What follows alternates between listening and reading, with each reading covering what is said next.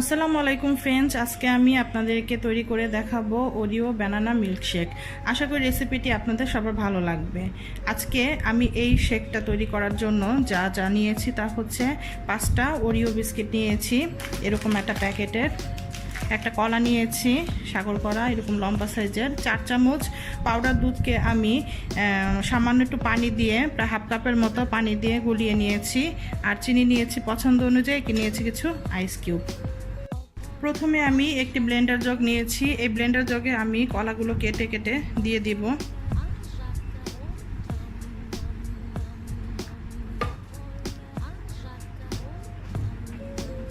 এখন দিয়ে দিচ্ছি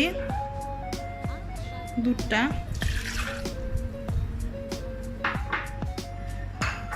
আইস কিউব,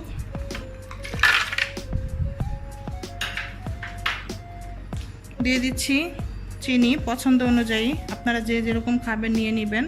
তবে মাথায় রাখবেন ওরিও বিস্কিটে একটু মিষ্টি বেশি আছে, তো ওই অনুযায়ী চিনিটা দেওয়ার চেষ্টা করবেন। আর দিয়ে দিচ্ছি ওরিও বিস্কুটগুলা,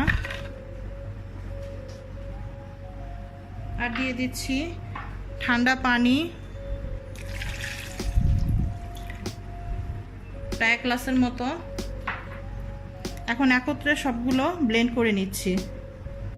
আমার সবগুলো একত্রে ব্লেন্ড করা হয়ে গেছে, তো ব্লেন্ড করার পর দেখেন কীরকম ফেনা হয়েছে। আর যেহেতু বিস্কিট এবং চিনিগুলো আমি আস্ত দিয়েছিলাম, তাই ব্লেন্ডারটা একটু সময় নিয়ে করতে হবে যেন সব কিছু ভালো করে মিশে যায়। এখন আমি সার্ভ করে দেখাচ্ছি। গ্লাসে আমি ওরিও শেকগুলো সুন্দর করে ঢেলে দেখাচ্ছি।